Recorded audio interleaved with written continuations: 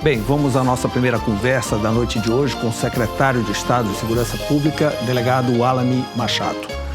Secretário, é um prazer tê-lo aqui. Muito obrigado por ter vindo. Um momento de grande tensão na sua área, né, que não deve estar sendo muito fácil. É um momento que o Pará voltou ao palco, num palco que a gente não deseja e que é a questão da segurança pública. Bom, mais uma vez é um prazer estar aqui no seu programa, justamente esclarecendo a população tudo o que ocorre na área da segurança pública e, de fato, nós estamos passando por um episódio lamentável, né? E que o que nós podemos fazer é demonstrar atitude de agir no momento de crise. Agora, secretário, a gente sempre ouve falar que todo esse problema de segurança pública, que cresceu bastante no norte, principalmente aqui no Pará, hoje Altamira é o segundo município mais violento do país. Entre os 20 mais violentos, o Pará tem 4 municípios. Então, coisas que a gente não estava acostumado a ouvir falar, né? E, de repente, chegou. Eu vou aproveitar a sua experiência como delegado da Polícia Federal, como ex-superintendente da Polícia Federal no Pará. A Polícia Federal é responsável pelo combate ao tráfico de drogas. Se está ocorrendo todo esse problema de violência, é porque houve um descontrole com referência ao tráfico de drogas. Ele deve ter aumentado, o que traz consequências no aumento da insegurança. Eu queria que o senhor explicasse didaticamente o que foi que fez, por exemplo, mudar a rota, que era geralmente pelo sul e sudeste, para o norte e nordeste. O que foi que mudou, o que foi que aconteceu, que agora nós estamos no meio dessa rota?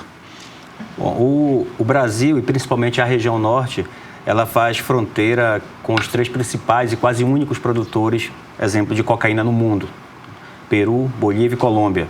Então, quer queira, quer não, nós somos uma rota, não o portão de entrada da droga, que normalmente é pelo Amazonas, pelo Mato Grosso, mas uma rota de saída desse tráfico, dessa droga para a Europa, por exemplo. A droga escoa ou pelo rio Amazonas ou pela Transamazônica, chegando até o Pará, para onde tem uma linha rodoviária muito grande que distribui para o centro-sul do país, ou os portos que levam para fora do país. Então, nós temos que reconhecer e saber que o Pará, ele é parte dessa rota do tráfico, e daí a necessidade desse combate desde a fronteira, fortemente combatendo as fronteiras, o que não é um trabalho fácil. Para você ter uma ideia, os Estados Unidos têm pouco mais de 3 mil quilômetros de fronteira com o México. Desses 3 mil, mais de 2/3 totalmente murado, cerca elétrica, policiamento específico, polícia própria de fronteira. O que falta o muro, vamos fazer agora. Exato. E no caso do Brasil, nós temos 17 mil quilômetros de fronteira. Não é murada, não tem cerca elétrica, tem rios, tem florestas. E o que dificulta muito, se o Exército Brasileiro, com todas as polícias de mão dada, estivesse aí na fronteira, também não seria capaz de cobrir tudo isso. Então, uma realidade que nós vivemos, temos que aprender a enfrentar, e que isso trouxe o que você falou também, que é a vinda para mais próximo de algumas organizações que atuavam muito no sul e sudeste. Vieram para o norte justamente por essa facilidade de estar mais próximo da entrada das drogas. E é um problema já de pelo menos uma década para cá, que isso vem se A vigilância seria menor aqui do que no sul e sudeste? Não digo nem só questão da vigilância. É óbvio que a fronteira aqui é muito mais fragilizada por ser muito maior e por estar mais próximo dos países produtores. Porém, a questão do acesso e da facilidade da distribuição, do escoamento. Aqui está mais próximo da Europa. O incremento portuário, o incremento aeroportuário internacional também tem relação? Também. Nós estamos praticamente o Belém, um dos portos mais próximos da Europa e dos Estados Unidos. Muito mais próximo do que o Porto de Santos, do que o Porto de Paranaguá, por exemplo. Então, a própria localização geográfica e a região por si só, ela facilita isso. Você tem uma ideia, na região do Marajó, por exemplo, para você aprender uma embarcação com droga, é dificílimo. Região dos furos. A quantidade de furos e rios que existem no Marajó é algo quase que incontável. E o que dificulta muito a fiscalização. Agora, uma fiscalização física, realmente, com todos esses problemas geográficos, é muito difícil. Nós ainda não estamos aparelhados para fazer uma fiscalização eletrônica, uma visualização de região? A inteligência é a melhor forma de combater a violência. Não há como, é impossível você colocar embarcações policiais em todos os furos, em todos os pontos. Não haveria quantidade. Não haveria, absolutamente impossível. Daí a inteligência. E essa inteligência deve começar na fronteira, porque é muito mais difícil você, depois que adentrou em território nacional e que se distribui pelos rios, estradas e vicinais, você abordar e aprender qualquer droga. Então, realmente passa pela questão das fronteiras. A gente, no caso do Pará, está trabalhando muito fortemente para implantar algumas bases fluviais aqui. A lá de Óbidos vai voltar? Exemplo da base de Óbidos e da base do Estreito de Breves, no Rio Tajapuru. Nós estamos licitando, ainda este ano, já a construção da base de Breves, do Estreito de Breves. E também a base Candiru está no projeto que nós encaminhamos ao governo federal, que é o PEPIF, o Projeto de Fronteiras. É uma liberação de recurso federal para áreas de fronteira. Tendo em vista que Óbidos, tecnicamente, acima, no seu norte, faz fronteira com países como Suriname, Guiana Inglesa, a exemplo de Oriximiná também, nós conseguimos incluí-lo no PEPIF, nesse projeto. Estamos esperando a avaliação, aprovação e liberação para se construir também o mesmo modelo de base flutuante em Breves, que estamos fazendo já, possivelmente este ano, já lançando o projeto e a licitação, também em Óbidos e em outras bases que nós estamos já planejando e verificando onde seria a melhor localização delas. É uma das saídas. A exemplo de Óbidos e Juruti, daquela proximidade, é a porta de entrada do estado do Pará pela via fluvial. Então, toda droga que vem no corredor de Tabatinga, Letícia na Colômbia, por exemplo, Tabatinga no Amazonas, e que escoa pelo Rio Amazonas até entrar no Pará, passa por ali. Agora, secretário, todo esse esforço, esses novos investimentos, esses concursos que o Estado tem feito, está sendo acompanhado também pela Polícia Federal? Está havendo incremento? A Polícia Federal está tendo agora, nesse momento, uma academia de polícia de formação, né? No caso do governo federal, houve autorização também para chamamento do excedente. Está se formando uma turma agora até o mês de novembro e no ano seguinte se forma uma nova turma. Claro que a Polícia Federal, assim como as outras polícias estaduais, ela passou por uma defasagem muito grande também. Muito tempo sem concurso, o último concurso já faz mais de 5 anos que houve. Muita gente aposentando por questão da reforma da Previdência, mas é uma realidade não só da Polícia Federal, como das polícias estaduais. No caso específico do Pará, nós também estamos atuando fortemente, não só na área da Polícia Militar, já foi anunciado um concurso futuro para 7 mil vagas que serão preenchidas ao longo dos 4 anos. A Polícia Civil também com uma carência muito grande. Foi um caminho tranquilo para o crime organizado, né? Exato. A gente, na verdade, em 7 meses está enfrentando problemas que não foram surgidos em 7 meses. São problemas que vieram acumulando, não só da segurança pública, como do sistema penitenciário.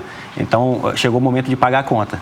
E a gente está trabalhando fortemente para que esse impacto de muitos anos de defasagem de efetivo, de equipamentos, de inteligência, não possa repercutir negativamente na sociedade.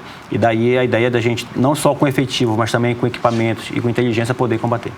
Considerando os últimos episódios, principalmente de Altamira, qual é a relação, qual a conexão que existe entre a violência dentro dos presídios e a violência fora? A gente sabe que organismos criminosos agem dentro e fora do presídio. Isso é uma realidade nacional. Né? E a ideia é que você possa desarticular essas organizações. Mas ninguém conseguiu brecar os celulares. Nós conseguimos encaminhar para presídios federais nos primeiros 6 meses mais de 50 lideranças identificadas. Né? E nós estamos fortemente agindo a partir de hoje, inclusive, Bona, nós estamos com o apoio da FETIP, que é a Força Tarefa de Intervenção Penitenciária, que está com mais de 40 agentes penitenciários federais e que estão treinando os agentes penitenciários que tomaram posse no último sábado e que têm hoje seu primeiro dia de trabalho. E eles começaram a trabalhar treinados pelos agentes penitenciários. Esses agentes não eram concursados, aqueles que estavam trabalhando? Não, o Pará ele tem cerca de 3 mil agentes penitenciários, dos quais somente 16 eram concursados de um concurso da década de 90. Todos temporários? Todos temporários. Sem treinamento devido? Sem treinamento devido, não podendo utilizar armamento não letal e letal e sem um vínculo permanente com o Estado. Então, hoje nós recebemos 486 agentes penitenciários concursados que têm um vínculo perene, permanente com o Estado, devidamente treinados para uso de armamento letal e não letal e que estão sendo treinados pelos agentes penitenciários federais. Qual é o diferencial? A penitenciária federal, por exemplo, ela não tem bloqueador de celular, porque não se entra celular. Só existe bloqueador de celular porque o celular entra. Se ele não entra, você não precisa disso. Então, a ideia é que nós possamos realmente difundir essa teoria e a prática do presídio federal para os presídios estaduais. Claro que a nossa realidade é muito diferente das condições das nossas cadeias, porém, pelo menos a rotina, o protocolo e o procedimento será adotado parecido com o presídio federal, até porque estão sendo treinados pelos agentes penitenciários federais. Qual é a condição exata das nossas cadeias, secretário? Nós temos um déficit em número de vagas, isso é um fato, isso já foi falado várias vezes. Nós temos mais de 20 mil custodiados para pouco menos de 10 mil vagas. É uma realidade, ou seja, não há como você gerir com qualidade uma cadeia com esse número de presos. Porém, nós, até o final deste ano de 2019, no nosso primeiro ano, nós estaremos entregando cerca de 2.400 vagas, próximo de 2.400 vagas, novas vagas. Claro, não é o ideal se construir presídio, né? Dizem que o ideal é construir escola, e é verdade. Porém, como nós temos o dobro de presos do número de vagas, e o Estado se compromete a cuidar e ressocializar, nós somos obrigados. Mais ou menos no início do século para cá, dobrou. Exato. O Brasil todo, de forma geral, ele dobrou mais ou menos um pouco mais de 10 anos, dobrou essa massa carcerária, e a gente tem que dar conta dela. Ela existe, então a gente tem que dar conta. E daí a entrega de cerca de 25% das vagas que existem hoje nós vamos criar em apenas um ano.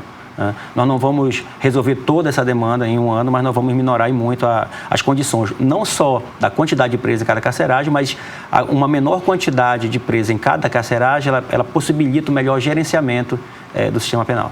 No Pará ainda entra muito mais gente no presídio do que sai, não é? Então há um crescimento permanente. Claro, todos os dias saem, mas todos os dias entra um pouco mais. De fato. Tanto que o final do ano passado, estava com 19 mil e pouco. Hoje já ultrapassou a faixa de 20 mil. Muito também pelo impacto que nós demos nas ações policiais de enfrentamento e de ostensividade. Nós aumentamos muito o número de prisões neste ano. Mas não pode deixar de se prender. A lei diz que é crime, a polícia não tem outra alternativa que não ser prender. E não tem algumas opções aí para que não... Também nós temos algumas ideias que são tratadas, inclusive, com o Judiciário, com o Ministério Público, com quem faz a justiça no Estado brasileiro, que é justamente acelerar processos, né? Muitos presos provisórios que poderiam ter sua sentença já decretada e até receber penas alternativas ou pena semiaberta ou outra medida não de encarceramento, não de cerceamento da liberdade.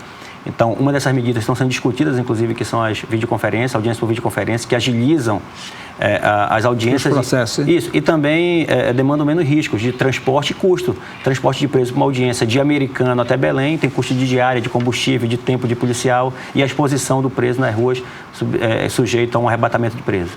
Secretário, o que aconteceu em Altamira pode ser debitado a uma falta de inteligência do sistema prisional no Pará?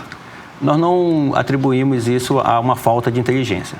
Ocorre que o presídio, diuturnamente, ele deve ser monitorado. A exemplo de Altamira, exatamente de Altamira, 2 dias antes nós identificamos e apreendemos uma arma com munições que tentavam introduzir no presídio de Altamira.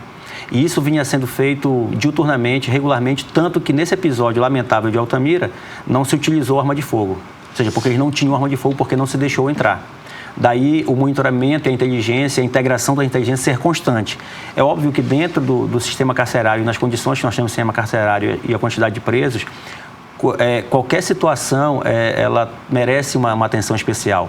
Então, no caso específico de Altamira, foi no momento de servir um café da manhã em que se conseguiu pegar um agente penitenciário, torná-lo refém e a partir daí ficou vulnerável para que pudesse adentrar na outra ala. Então, o serviço de inteligência é um serviço diuturno. Não há uma informação, no dia 7 da manhã do dia 28 de julho nós vamos fazer isso. Não é assim. Às vezes há informação, isso não ocorre, às vezes há informação, nós conseguimos interceptar e às vezes não há informação alguma, né? Tanto que nós estávamos atentos a qualquer situação em todos os presídios do Estado que não foi verificado nenhum armamento introduzido para aquela ação em Altamira.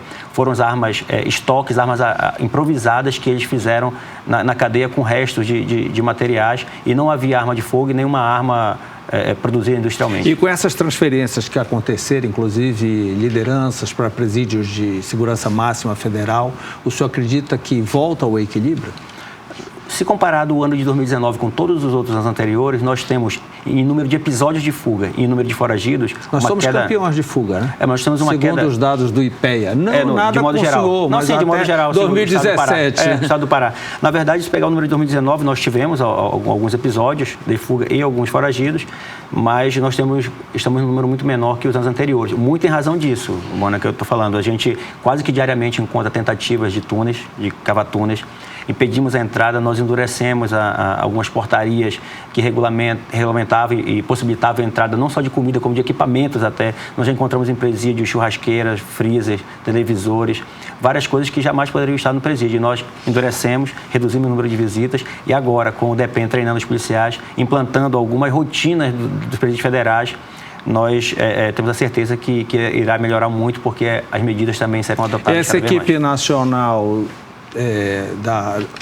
da polícia prisional, ela veio com o objetivo de treinar realmente? Ela está treinando os novos agentes? Essa equipe, claro que coincidiu com o episódio de Altamira, mas na verdade isso vinha sendo costurado há 3 meses, pelo menos, pela Secretaria de Administração Penitenciária.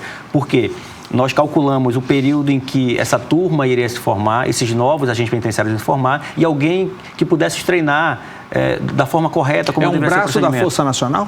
Ela é uma força nacional, mas é uma força-tarefa que eles criaram, formada por agentes penitenciários federais.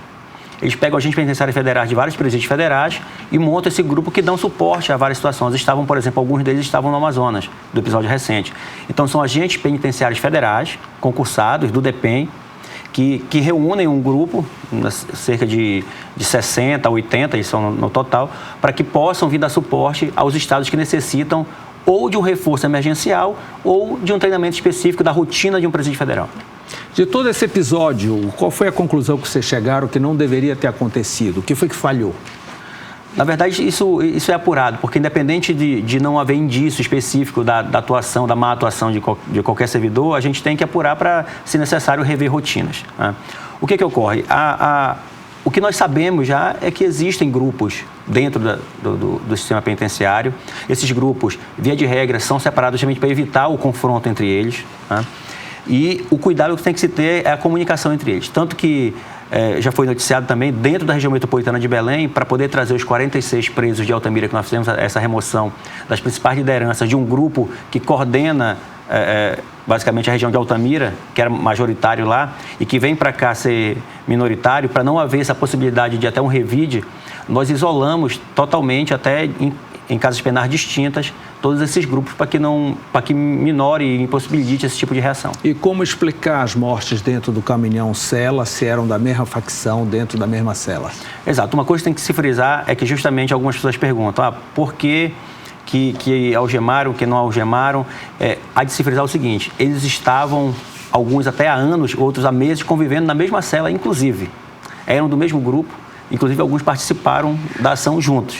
Então, a questão da segurança, de algemação, de caminhão-cela, de separado em grades, era justamente para a segurança do comboio e para que não houvesse um arrebatamento de preso ou tentativa de fuga. Porque, internamente, a situação sempre foi tranquila dentro da carceragem entre eles. Né? O inquérito foi instaurado em Marabá. Os que participaram do evento, que são os que sobreviveram e que não quiseram dizer quem exatamente que praticou cada ato, todos foram responsabilizados, enquadrados em homicídio doloso, qualificado, lá na delegacia de Marabá, foram autuados em flagrante por isso. Né? E, em razão disso, nós estamos investigando todas as possibilidades, mas uma delas é a de que internamente eles tenham discutido até pelo episódio de Altamira. Alguém pode ter dito assim, por que você fez aquilo? Por que você não participou? Você não quis participar? E uma discussão entre eles gerou esse fato. Território da Paz, decolou? Decolou. Território da Paz, nós já implantamos 3, Cabanagem, Icuí e Marituba. Exatamente amanhã nós estamos implantando o Território pela Paz no Bengui, no bairro do Bengui. Serão 7 bairros, 5 em Belém, 1 em Marituba e 1 em Ananindeua.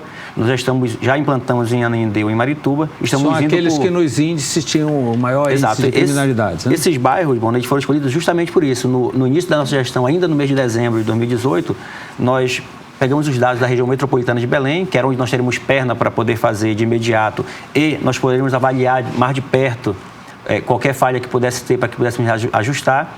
Então, esses bairros foram escolhidos de acordo com os índices e que nós decidimos que se impactássemos aquele bairro positivamente, nós teríamos uma queda muito grande nos índices e que também impactaria os bairros vizinhos. Secretário, fora esses episódios pontuais, caiu? Caiu. Inclusive, Mauro, nós estávamos no mês de julho, esse episódio lamentável no acontecido em Altamira, ele um pouco prejudicou também o índice. Porém, o que é bom de se frisar para a população ter noção do quanto nós estamos no caminho certo. Nos primeiros 6 meses até junho, nós temos uma queda de 27% nos homicídios. Em números, isso representa 600 vidas preservadas em relação ao ano passado. E no mês de julho, foi o melhor mês, o mês que teve menos morte no ano de 2018. E nós estávamos, agora em julho, uma disputa sadia com os números do julho do ano passado, porque tinha sido o melhor mês do ano passado. Lamentavelmente, ocorreu o episódio em Altamira, que aumentou em 62 o número de mortes, e mesmo assim nós reduzimos em quase 10% ainda no mês de julho. Comparando com o melhor mês do ano passado, um episódio lamentável ocorrido, e mesmo assim nós conseguimos vencer o mês de julho com 10 meses de queda no homicídio no estado do Pará. Se esse episódio não ocorresse, que nós trabalhamos para que ele não ocorresse, nós teríamos mais de 35% de redução no mês de julho, né? Isso comparado com o melhor mês do ano de 2018. Então, nós estamos no caminho certo. Na região metropolitana de Belém, para você ter uma ideia, a redução está acima de 50%. Né? No mês de agosto, claro, nós temos um recorte pequeno de 5 dias, mas nós estamos na região metropolitana com 80% de redução no número de homicídios. Então, nós temos a certeza e a convicção que estamos no caminho certo. A população, é claro que episódios dessa natureza, quando acontecem, como aconteceu no Guamá, como acontece agora, eles abalam a confiança da população, mas o que nós estamos querendo dizer é que nós estamos no caminho certo, os índices reduzem a população fora o episódio que aconteceu no Cárcere, fora dele, percebe, Belém é perceptível essa redução, em várias cidades do estado isso é perceptível, e o que a gente pode dizer à população é que confia no nosso trabalho, o Território pela Paz está funcionando, a nossa atuação nos bairros específicos escolhidos também está funcionando. E esse território vai para todo o estado? Daqui a pouco vai ser instalado em Altamira, sim, em Marabá? A ideia é essa. Em princípio, nós fizemos 7 bairros na região metropolitana de Belém para que nós pudéssemos avaliar, piloto, vai avaliar e futuramente a gente poder colocar já nos outros grandes centros do interior do estado e assim vai expandindo paulatinamente. Secretário Alami Machado, muito obrigado por mais essa conversa. Volte sempre, boa sorte. O senhor depende de muita sorte, muita proteção e que a gente consiga essa paz que todo paraense almeja. Mauro, a função não é fácil, a missão não é fácil, mas ninguém disse que seria fácil. Nós aceitamos o desafio e estamos aqui para, junto com a população, com a sociedade, conseguir a paz para esse povo. Muito obrigado. Logo depois do intervalo, o professor Reinaldo Gonçalves Júnior, da ESA+, estará aqui conosco. Eu volto já.